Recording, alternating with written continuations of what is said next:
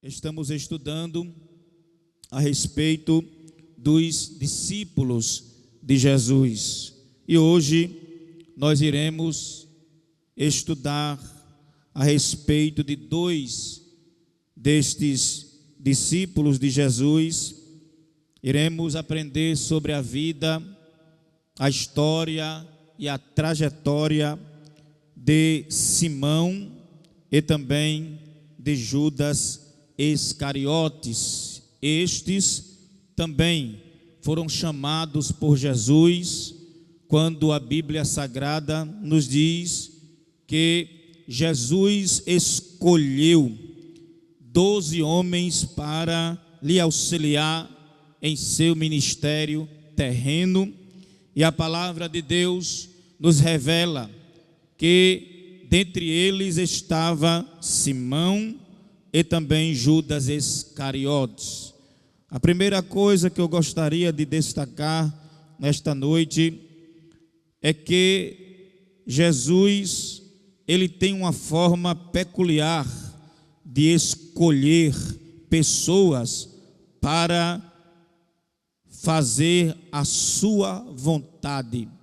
A palavra de Deus nos afirma, meus irmãos, que Jesus, ele subiu ao monte, orou e então ele escolheu os 12 discípulos. Marcos, Evangelho de Jesus escrito por Marcos, capítulo de número 3, versículo de número 13, diz assim a palavra do Senhor: e subiu ao monte e chamou para si os que ele quis, e vieram a ele.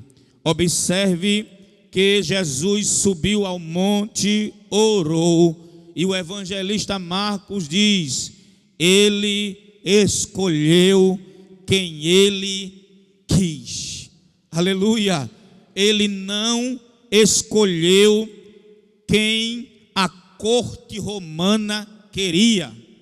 O texto não diz que ele escolheu quem a religião judaica queria.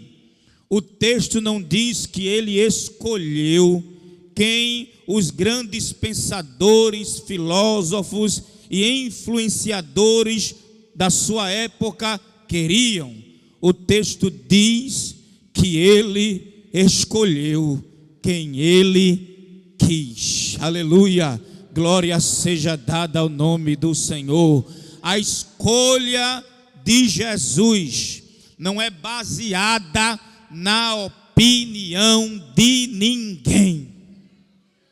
Oh glória! Diga isso para quem está do seu lado. Diga assim: Jesus não lhe escolheu baseado na opinião de ninguém.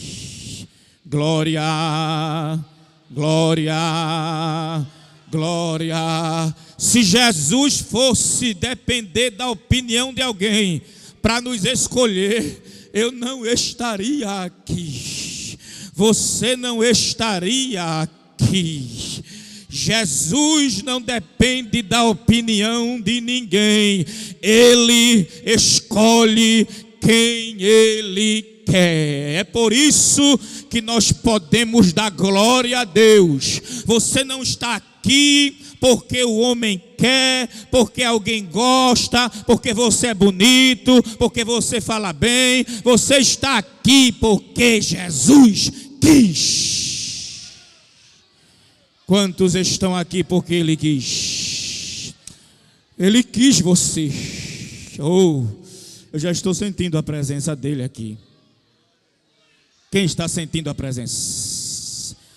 Diz para quem está do teu lado: você está aqui porque Jesus quis. Se dependesse de alguém, talvez você não estaria aqui, mas Jesus disse: eu quero ela, eu quero ele.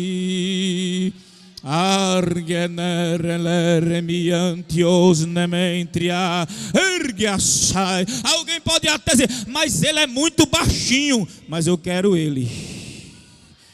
Mas ele é muito grandão. Mas eu quero ele. Mas ele é muito gordinho, mas eu quero ele. Mas ele é magricelo demais, mas eu quero ele. Mas ele não sabe falar direito, mas eu quero ele. Ele é muito calado, mas eu quero ele. Ele grita muito, mas eu quero ele. Ele não fala nada, mas eu quero ele. Ele é tímido, mas eu quero ele. Eu quero ele, eu quero ela. Deus quer você do jeito que você é. Ele te escolheu. Levanta a tua mão para adorar. Ai, minha sobre hernias na etérea. Não te preocupa com a opinião dos outros. Faz a obra. Continua adorando, continua servindo. Deixa quem quiser falar. Deixa quem quiser criticar. Quem não gostar, não gostou, o problema é seu. Vai reclamar com quem escolheu. Jesus, Jesus, Jesus, Jesus.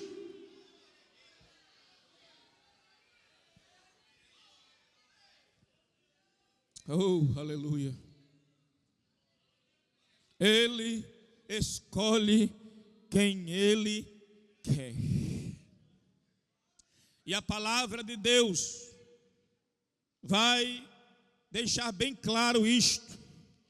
Quando nós observamos as personalidades de cada um dos discípulos de Jesus, nós vemos o quanto eles eram diferentes uns dos outros. O quanto eles tinham personalidades diferentes, temperamentos diferentes. Porque Jesus não trabalha com clones. Diga para quem está do teu lado: Jesus não trabalha clonando ninguém. Você está entendendo o que Deus está falando nesta noite? Você não é obrigado a ser igual a ninguém.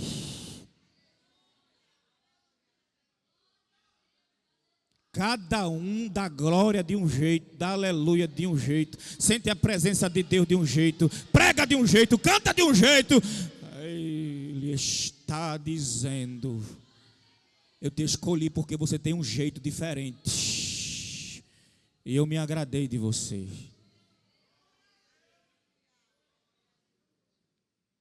Quem trabalha com clones é a ciência que tenta clonar os seres humanos. Deus trabalha com as nossas individualidades, as nossas peculiaridades. E nós podemos observar isto.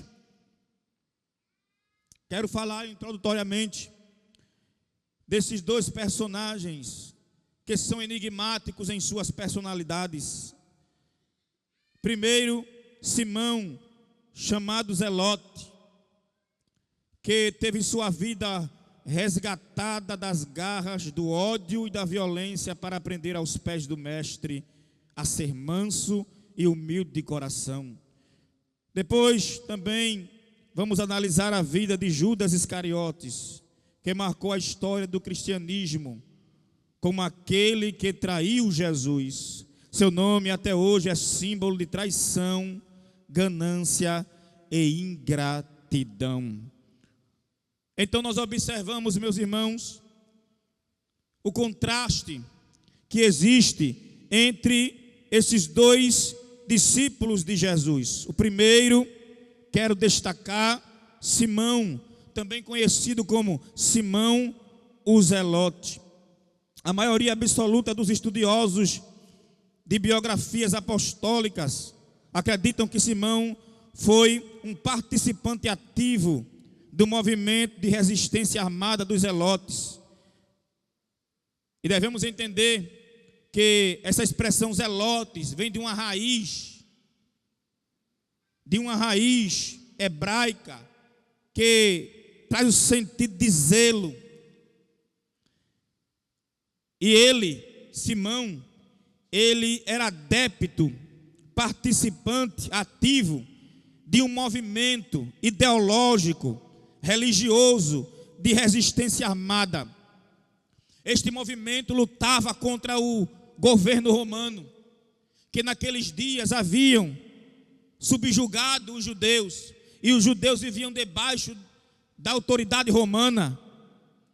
Então surgiu este movimento chamado os zelotes, que eram contra o domínio do governo romano e queriam criar uma rebelião para destituir o governo romano e tomar o poder. Era um grupo radical e Simão se tornou um militante deste grupo ideológico que não aceitava o governo romano, e eles queriam destituir Roma do poder com a violência, com ódio. Segundo alguns estudiosos da Bíblia, os zelotes andavam armados, prontos para a luta, prontos para matar.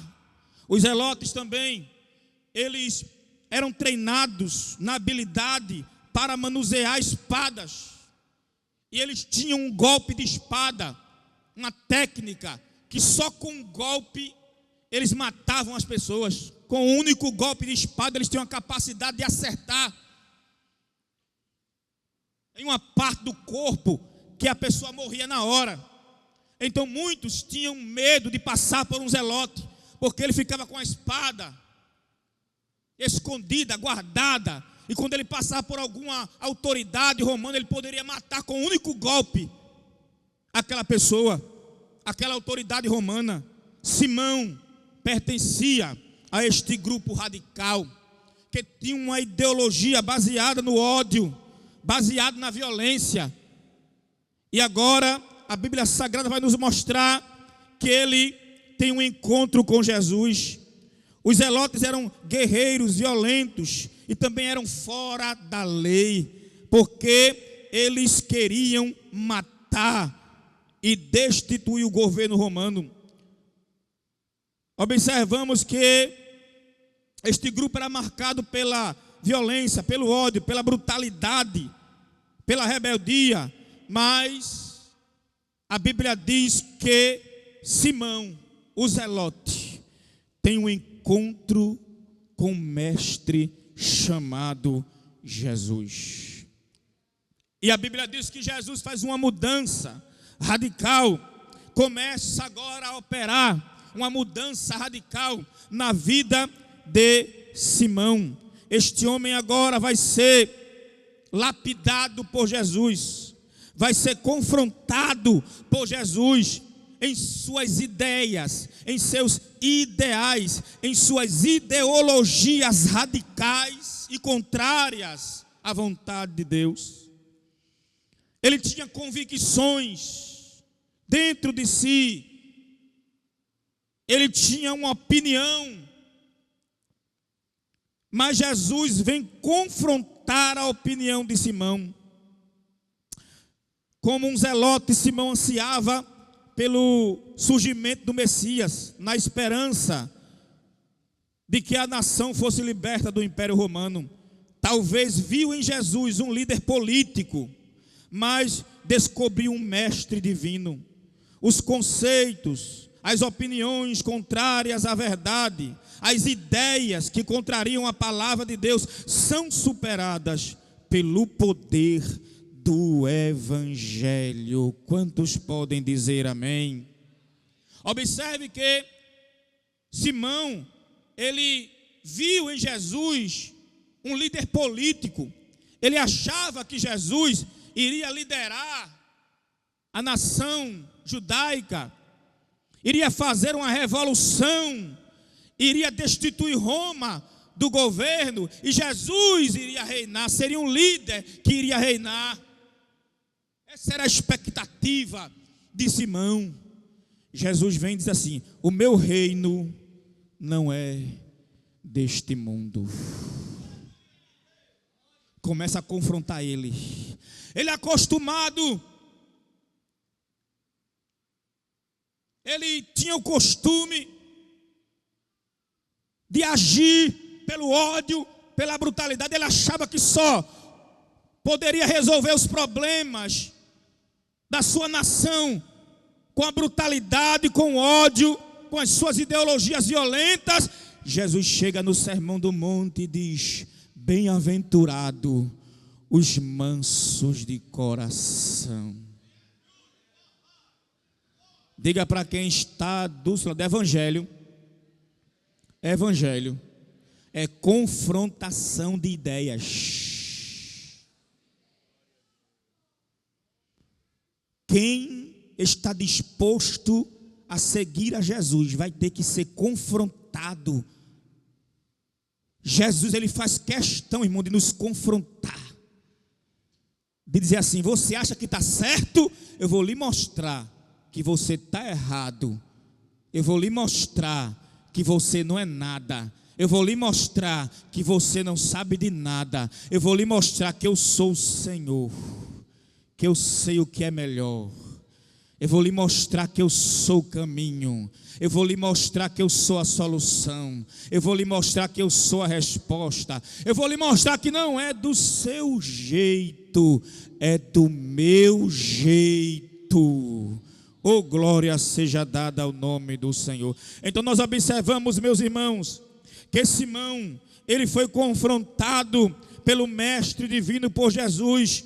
Ele esperava que Jesus fosse liderar uma rebelião política.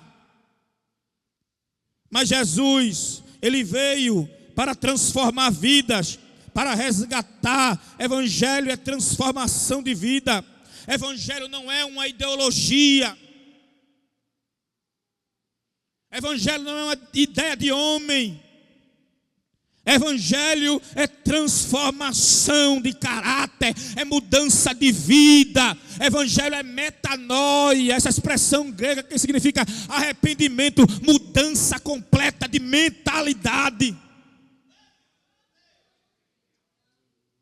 Então, evangelho não é uma ideologia.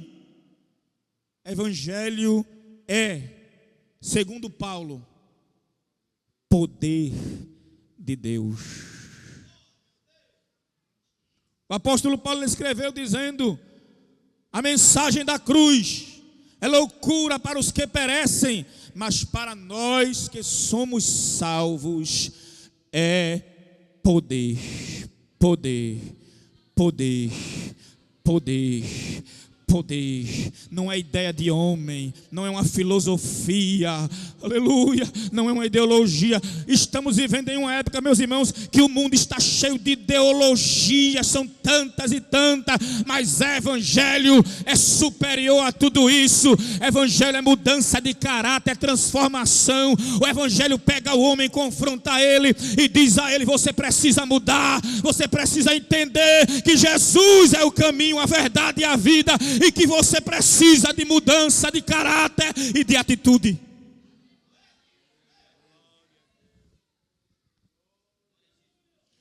Então nós observamos, meus irmãos, isto na vida do apóstolo Paulo. Podemos observar que na vida do apóstolo Paulo, Paulo também, ele defendia ferrenhamente, ele era inflexível. E ele era um grande defensor da religião judaica. Então ele não tolerava que os cristãos pregassem Jesus, que os cristãos adorassem Jesus no primeiro século. Então observamos que Paulo, ele se levanta contra a igreja. Ele se opõe à igreja com as suas ideias, com o seu pensamento religioso. Era um homem muito culto, falava vários idiomas, estudou aos pés de um grande mestre do seu tempo chamado Gamaliel, cheio de convicções, cheio de certezas, achava que estava seguindo a verdadeira religião, achava que era detentor da verdade. Nenhum homem é detentor da verdade. O único que detém a verdade se chama Jesus de Nazaré. Ele disse: conhecereis a verdade, e a verdade vos libertará. Se, pois, o Filho vos libertar, verdadeiramente sereis livre. A única verdade é o que está na palavra, é Jesus. Mas o apóstolo Paulo, Ele achava que era detentor da verdade. Então, ele perseguia os seguidores de Jesus. Mas a Bíblia diz que Jesus disse: eu vou confrontar ele. Eu vou me revelar para ele. Eu vou mostrar para ele que ele não é nada. Fala vários idiomas, mas não é nada. Estudou aos pés de um grande mestre, mas não é nada. Vou mostrar para ele que as certezas dele não são nada diante das verdades da minha palavra. As convicções dele não são nada diante da veracidade da minha palavra. E quando ele estava indo no caminho de Damasco, perseguir a igreja, os crentes, ele era um terror para a igreja, porque ele perseguia, prendia. E quando ele estava indo perseguir os irmãos, a igreja, a Bíblia diz que Jesus aparece no caminho e uma luz resplandecente cerca ele. Ele cai por terra, a luz o cerca, o envolve, e ele ouve a voz, no capítulo 9 do livro de Atos dos Apóstolos, ele ouve a voz de Jesus confrontando ele, dizendo: Saulo, Saulo. Ele diz: mas quem és? A voz diz: eu sou Jesus, a quem tu persegue. Chegou o dia, Saulo, de eu te mostrar a verdade do meu evangelho. Chegou o dia de eu te confrontar. Podemos observar que ali, aquele homem, ele tem todas as suas convicções mudadas por Jesus. Jesus transforma o perseguidor em perseguido. Jesus transforma aquele homem que odiava a igreja. Jesus transforma ele agora num verdadeiro cristão, num implantador de igrejas. É isso que Jesus faz com o ser humano. É isso que o evangelho faz com o ser humano. É isso que o encontro com Jesus, um verdadeiro encontro com Jesus, faz conosco. Ele nos transforma, ele muda as nossas convicções. Aleluia. Quem sabe nesta noite aqui, aleluia, entraram pessoas cheias de convicções, pessoas que dizem assim: ah, eu tenho certeza disso, eu não mudo, eu nunca vou deixar esta minha ideia, este meu pensamento, eu nunca vou sair desta minha ideologia, porque eu acredito assim, eu fui ensinado assim, eu fui doutrinado assim, é assim que tem que ser. Mas nesta noite eu venho te dizer, pelo poder da palavra de Deus, que Jesus está aqui para te confrontar, para te mudar, para te transformar. Jesus é a verdadeira transformação de caráter, de vida. Só Ele pode entrar na tua história e mudar todas as coisas. Se você abrir o coração para Jesus, Jesus entra, Jesus transforma, Jesus muda, Jesus te dá uma nova vida, Jesus tira as escamas dos olhos, Jesus tira a cegueira espiritual, Jesus mostra a verdade do evangelho.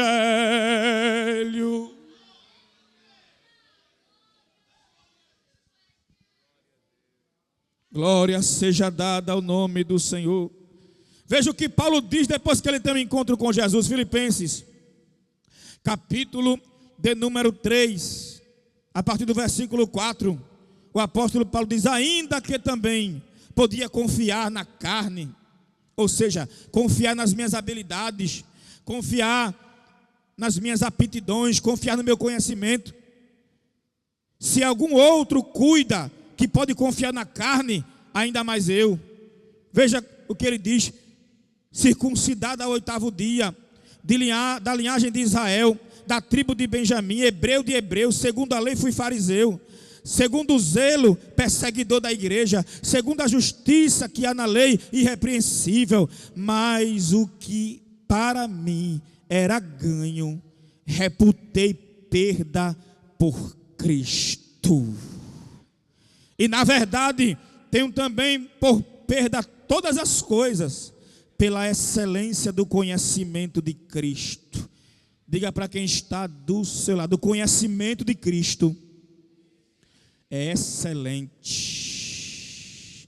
Diga assim: o conhecimento de Cristo está acima de qualquer conhecimento. E eu quero abrir um parêntese aqui para dizer para os nossos jovens, para as nossas moças, para os nossos moços que estão nas escolas, nas faculdades, nas universidades, que o conhecimento de Cristo, da palavra, do Evangelho, é excelente, mais do que todo conhecimento. Independente do que, quem sabe, o seu professor ateu, professores ateus, pensadores deste tempo, influenciadores, queiram ensinar vocês lá, dentro das escolas, das faculdades. Independente disso, o Espírito do Senhor nesta noite está dizendo a vocês: não troquem nenhuma ideologia pela excelência do conhecimento de Jesus Cristo. Não troque o conhecimento de Cristo por nenhuma filosofia. Eles querem mudar os valores, ensinar coisas que vão de encontro à palavra de Deus. Mas o conhecimento de Cristo, ele é excelente para todos nós. E é isto que o apóstolo Paulo diz em Filipenses. Ele diz: mas o que para mim era ganho, reputei perda para o Cristo. E na verdade tenho também por perda todas as coisas, pela excelência do conhecimento de Jesus Cristo, meu Senhor, pelo qual sofri a perda de todas estas coisas e as considero como esterco, para que possa ganhar a Cristo e seja achado nele, não tendo a minha justiça que vem da lei, mas a que vem pela fé em Cristo, a saber, a justiça que vem de Deus pela fé. Então podemos observar aqui como o apóstolo Paulo, assim também como Simão Zelote, como esses dois homens, eles tiveram as suas vidas, os seus conceitos, as suas convicções confrontadas por Jesus e transformadas por Jesus. Podemos observar, meus irmãos, isto, que o Evangelho, ele é uma mudança completa de mente, ele também é uma mudança de comportamento. Um detalhe: Mateus foi publicano, era um discípulo de Jesus. Simão foi um zelote. Perceba que um publicano era um empregado do governo romano que cobrava impostos. E Mateus, um dos discípulos de Jesus, era um cobrador de impostos. Enquanto que Simão Zelote era um homem que odiava o governo. Então, na vida antiga, antes de ter um encontro com Jesus, eles eram inimigos. Eram inimigos ferrenhos. Mateus corria o risco de ser assassinado por Simão com a espada, porque Mateus cobrava imposto e Simão odiava as cobranças abusivas do governo romano. Mas Mateus teve um encontro com Jesus, Simão teve um encontro com Jesus, e os dois estavam adorando Jesus, participando do mesmo culto, e Jesus transformou a mentalidade dos dois. Diga amém por isso. É interessante, podemos observar que também, através do encontro com Jesus, Simão, o zelote, ele desenvolveu um controle do homem interior. Os impulsos humanos, a ira, a raiva que nos leva à violência, as ideias erradas que nos levam a atitudes que não agradam a Deus, é o controle do nosso temperamento do homem interior, antes impulsivo, movido pelo ódio, pela violência, dominado pela natureza humana. Ele aprendeu ao lado de Jesus a importância de um coração limpo e são. Quão impactado deve ter sido Simão no proferido sermão da montanha.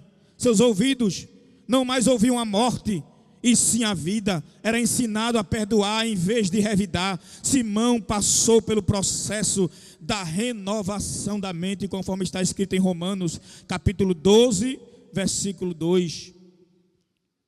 Rogo-vos, pois, irmãos, pela compaixão de Deus, que apresenteis os vossos corpos em sacrifício vivo, santo e agradável a Deus, que é o vosso culto racional. E perceba que o apóstolo Paulo, ele diz assim: e não vos conformeis com este mundo, mas transformai-vos pela renovação do vosso entendimento, para que experimenteis qual seja a boa, agradável e perfeita vontade de Deus. Ele fala aqui, o apóstolo Paulo, de uma renovação do entendimento, ou seja, da mente, das ideias. Diga para quem está do seu lado: Jesus quer renovar as tuas ideias.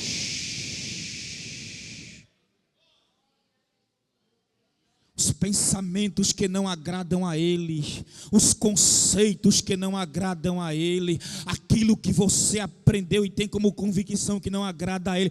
Ele está dizendo: eu quero mudar através de um encontro contigo. Se tu viesse aqui nesta noite ouvir a minha palavra, se tu abrir o teu coração, eu vou entrar no teu coração, eu vou subir para a tua mente, e na tua mente eu vou fazer uma mudança, vou renovar a tua mente pelo poder da minha palavra.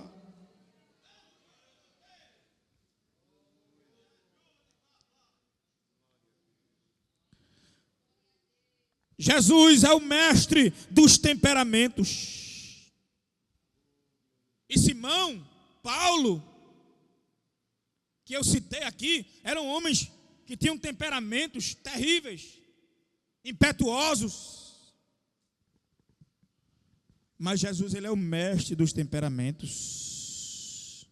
Jesus escolheu Simão Zelote para mostrar o seu poder, a sua ação sobre o nosso temperamento. Como explicar a escolha de Jesus por Simão Zelote? Qual a utilidade de um revolucionário, um guerrilheiro, um militante, à margem da lei, para o ministério de Cristo e para o reino de Deus? Não há muito o que explicar, apenas crer na palavra. Podemos observar, certamente Jesus se utilizou de seu espírito leal, corajoso, zeloso e destemido para o fazer um discípulo dedicado, fiel. Antes, totalmente devotado a uma causa terrena, empregou todas as suas energias para servir a Deus. Quantos podem dizer amém? Então podemos observar aqui, irmãos, a mudança de mente. Como eu falei, evangelho é metanoia, essa expressão grega que significa mudança total de mente, de ideias. A partir do momento que nós servimos a Cristo, nos tornamos discípulos de Cristo, nós temos a nossa mente transformada. Nós não agimos como a gente queremos, não pensamos o que queremos, não fazemos o que queremos, não somos dominados pelo nosso temperamento, não somos dominados pelas nossas vontades, pelos nossos impulsos. Mas agora nós vamos ter o caráter de Cristo, produzido pelo fruto do Espírito e suas virtudes, conforme está escrito na palavra do Senhor. Nós vamos agora desenvolver a temperança, que é uma das virtudes do fruto do Espírito. Nós vamos ter agora autocontrole. Às vezes nós vamos ter vontade de fazer coisas que não agradam a Deus, mas como nós desenvolvemos a virtude da temperança, nós controlamos o nosso temperamento. O homem de Deus, o discípulo, a mulher de Deus, o jovem, a moça, o rapaz, ele deve ter este controle, este equilíbrio promovido pelo poder do Evangelho em nós. O Evangelho, ele atua em todos os aspectos da nossa vida, do nosso caráter, temperamento, psique, a parte psicológica, as emoções. Ele trabalha em todos os aspectos da nossa vida, mudando, nos dando controle. É interessante isto. Primeira carta do apóstolo Paulo aos Coríntios, capítulo 2, versículo 16. Essa expressão é muito interessante, porque quem conheceu a mente do Senhor para que possa instruí-lo? Aí o apóstolo Paulo diz assim para a igreja em Coríntios: mas nós temos a mente de Cristo. Diga para quem está do seu lado: você. Isso é muito forte, irmão. Diga assim: você tem a mente de Cristo. Glória seja dada. Já imaginou, irmão? Na tua mente está a mente de Cristo. Teu pensamento é governado, é regido por Ele. Ainda que o diabo venha tentar colocar algum pensamento que não agrada a Ele, mas a tua mente, ela é constantemente renovada pelo poder do Evangelho. E todo pensamento é quebrado, é desfeito, é repreendido. E a tua mente é dominada por Jesus.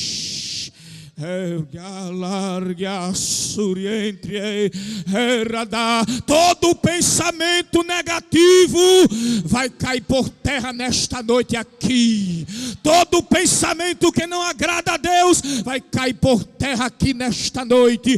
Tudo aquilo que o diabo tem lançado na tua mente, setas, dardos inflamados, maligno, para te fazer desistir, para te fazer parar, moça, moço, homem de Deus, mulher de Deus, tudo aquilo que o diabo tem jogado, eu, pelo poder da palavra de Deus, eu te digo: caia por terra nesta noite.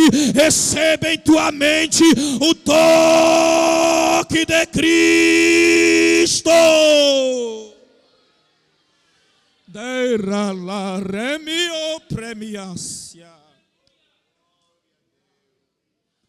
Diga de novo isso para quem está do seu lado: nós temos a mente de Cristo.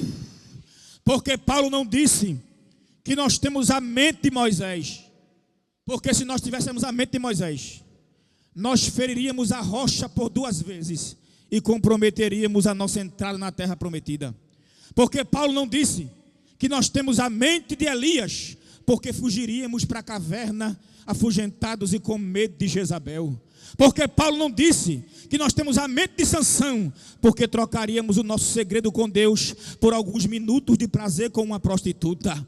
Porque Paulo não disse que nós temos a mente de Acã, porque trocaríamos a nossa dignidade pelos tesouros de Babilônia. Porque Paulo não disse que nós temos a mente de Jonas, porque fugiríamos da nossa responsabilidade tomando o navio que vai para Tarsis em vez do navio que vai para Nínive. Porque Paulo não disse que nós temos a mente de Pedro, porque negaríamos a Cristo por 3 vezes no pátio da casa do sumo sacerdote. Porque Paulo não disse que nós temos a mente, aleluia, de Esté, porque Esté era a rainha, mas só tinha acesso à presença do rei de 6 em 6 meses, mas a igreja é noiva do Cordeiro e tem acesso à presença dele todo dia, 24 horas. Porque Paulo não disse que nós temos a mente de Tomé, porque seríamos incrédulos e não acreditaríamos mais nos dons espirituais, na profecia, na interpretação das línguas estranhas. Mas nós temos a mente de Cristo, nós cremos no sobrenatural de Deus.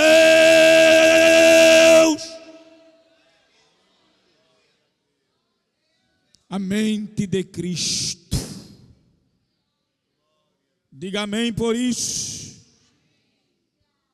A mente de Cristo em nós nos faz triunfar.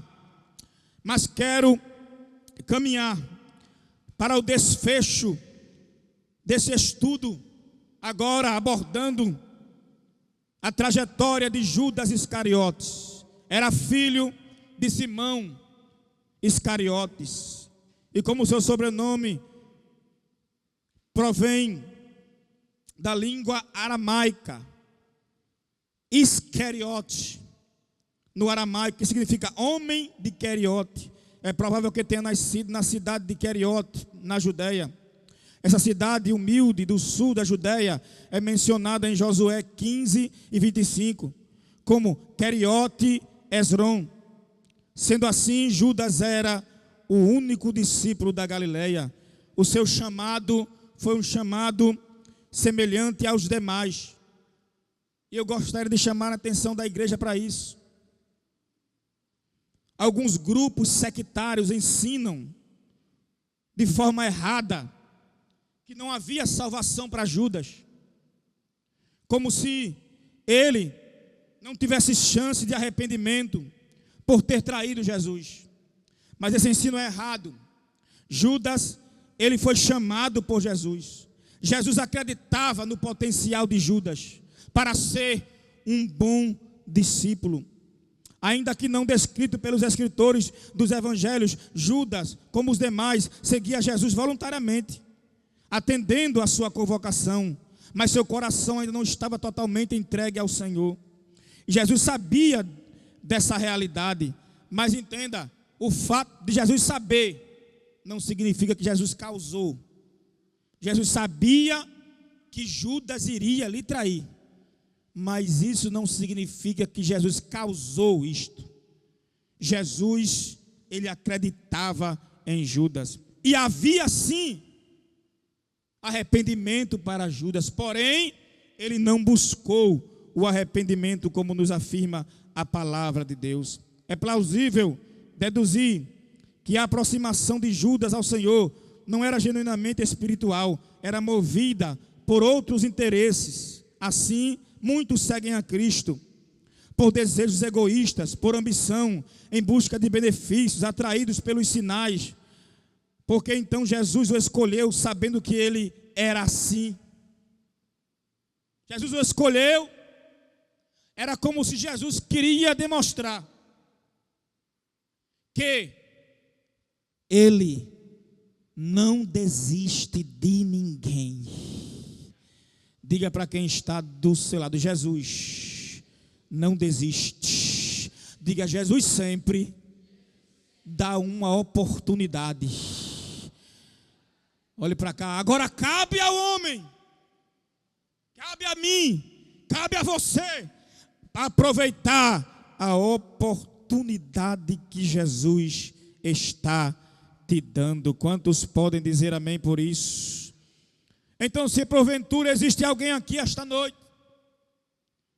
que está diante desta oportunidade, quem sabe seu coração precisa ser impactado pelo Evangelho e abandonar suas convicções ideológicas que não agradam a Deus. Jesus está dizendo: eu dou a oportunidade. Eu abro para você um leque de oportunidades nesta noite. E digo assim: nada está perdido se você escolher abandonar os seus conceitos e se entregar completamente para Jesus. Judas andava com o mestre. É interessante observarmos isso. Ele foi um cooperador do ministério de Jesus. O texto diz: ele não compreendeu o gesto de Maria a ungir Jesus, conforme está escrito em João capítulo 12, versículos 5 e 6. Esse texto nos mostra que, mesmo servindo a Jesus, ainda havia no coração de Judas sentimentos, ideologias, pensamentos que eram contrários ao que Jesus ensinava. O texto diz assim, Evangelho de Jesus escrito por João, capítulo 12, versículos do 4 ao 6. Então, um dos seus discípulos, Judas Iscariotes, filho de Simão, o que havia de traí-lo, disse: por que não se vendeu este unguento por 300 dinheiro e não se deu aos pobres?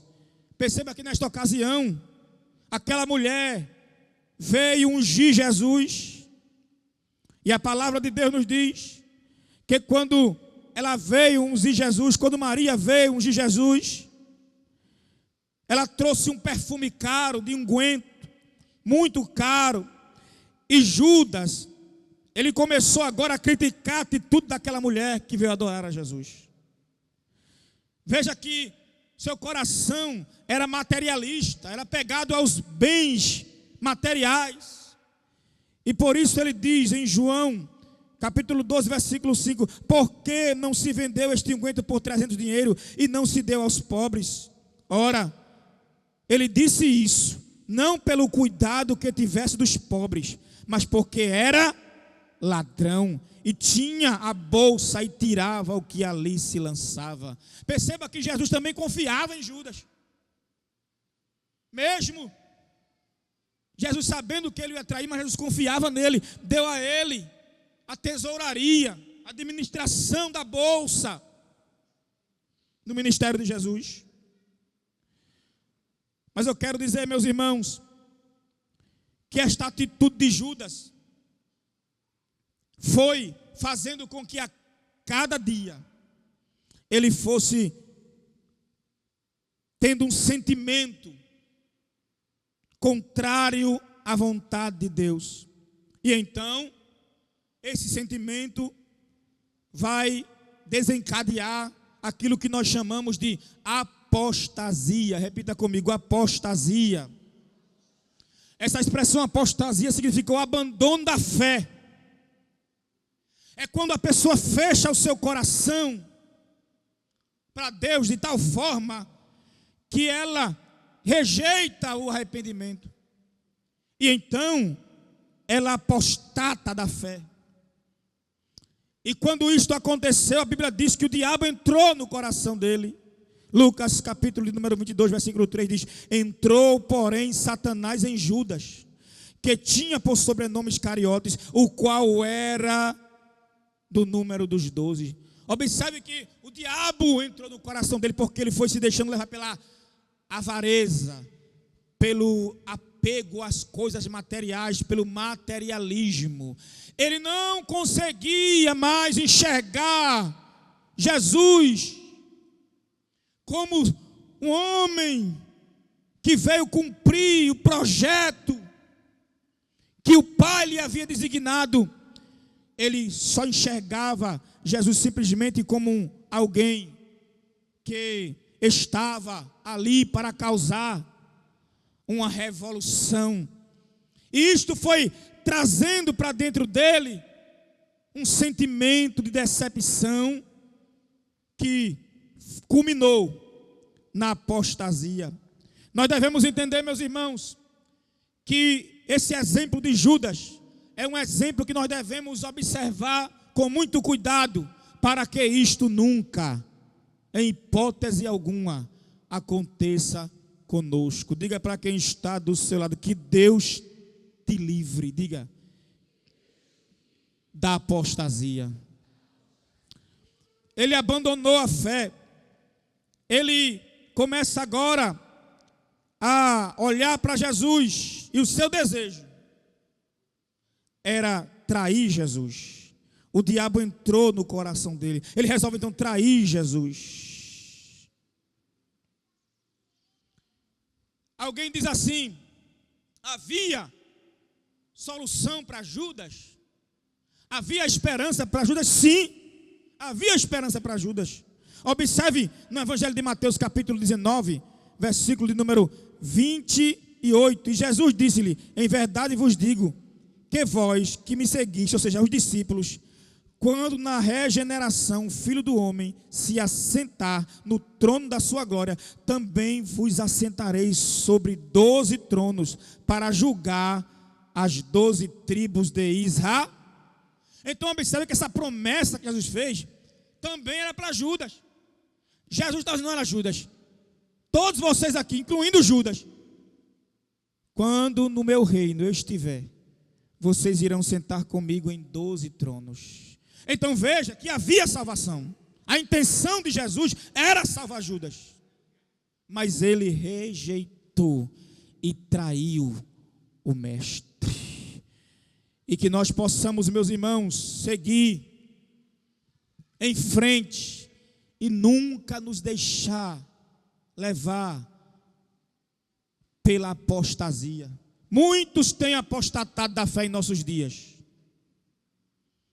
nas redes sociais, na internet. Vemos muitas vezes, muitos que já cantaram aqui, que já lideraram aqui, já foram obreiros, pregadores, homens de Deus que adoravam aqui, que serviam na igreja, e hoje estão aí nas redes sociais, em podcasts, dando entrevistas, falando mal da liderança da igreja, criticando, distorcendo a palavra, deturpando os valores do evangelho, ensinando, revoltados, abandonaram a fé, são verdadeiros apóstatas e traidores da cruz de Cristo. Mas a igreja de Jesus, ela está firme, ela permanece baseada na palavra, ela não se vende, ela está protegida pela revelação da palavra e do evangelho. Quando você vê isso na internet, não assista, não dê ouvido, pessoas que falam mal da liderança da igreja, que já cantaram aqui, que já pregaram aqui, e agora querem deturpar tudo que aprenderam. Nesta noite o Espírito de Deus diz, são os traidores de Cristo, mas nós, porém, estamos firmes na promessa. Diga para quem está do seu lado, mantenha-se firme, permaneça firme. Jesus vem arrebatar essa igreja. Não seja como Judas, mas sejamos como Simão Zelote, que deixou o seu caráter e os seus pensamentos serem mudados por Jesus. Que Deus vos abençoe.